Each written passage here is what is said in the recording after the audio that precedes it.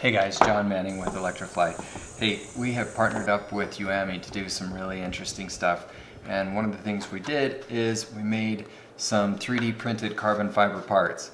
And so, quick little introduction to UAMMI. These guys are a Utah association, and Linda Larson is their executive director there at UAMMI. So, I've got a quick little video I'll go ahead and cut to. Linda, maybe you could just tell us a bit about UAMMI.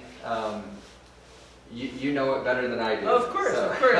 UAMMI stands for Utah Advanced Materials Manufacturing Initiative, and we're a public-private partnership to elevate the Utah, mainly small businesses who are in advanced materials manufacturing.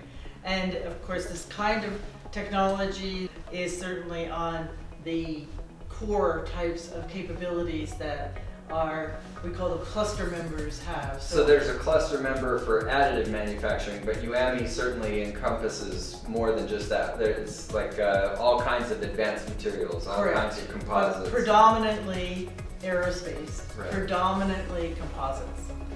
Yeah. That's why this match is so perfect. We're at the end of a project that we've been doing with the Air Force on legacy parts for their aircraft. And part of our initiative with them is to show that there may be some commercial applications, and our relationship with ElectraFly shows that. And we're fortunate to have our partner, Impossible Objects. So we have one of their machines, but they have also joined us on this project and will be bringing in any other technologies that they have. So we have actually a prototype, because our project is about 2.5 years old. Like light years ago in this technology to say 2 years. Right. So we were the first prototype, and so since then they have definitely improved on their technologies and also have added additional capabilities.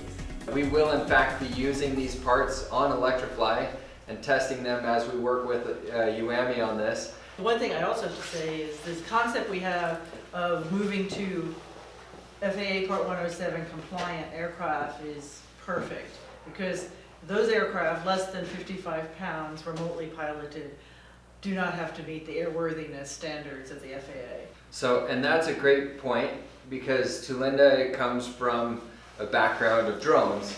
And so knowing exactly the regulations and all the things that go into the back end of these drones is really important, because you've got the regulatory side, and then you have like the logistical side and the creation and the manufacturing side, and you're on both sides of that coin now. So exactly. Yeah, that should be good for video number 1. Okay. So video number 2, we've got we'll go ahead and show you this entire CBAM process and how that works, and then video number 3, we'll actually go out and break this thing. So let's get to it.